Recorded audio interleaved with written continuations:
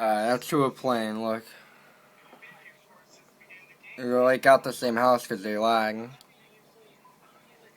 They're both lagging because they're at the same house, so can't do nothing about that.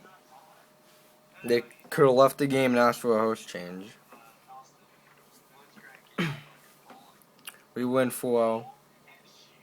Towards the end of the game, they both start lagging. Don't know why, but in order for it to be a forfeit, everyone in the game has to lag, and my teammate's not lagging. And he's not at my house. So, he lives in Kentucky, I live in PA. I'm gonna fast forward.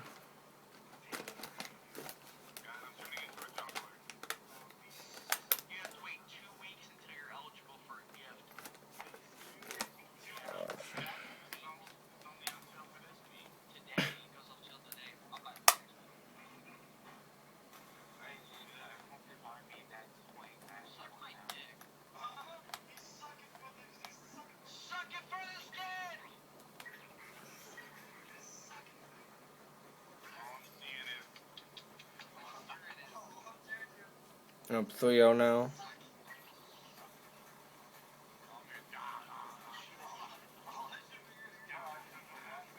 And we win.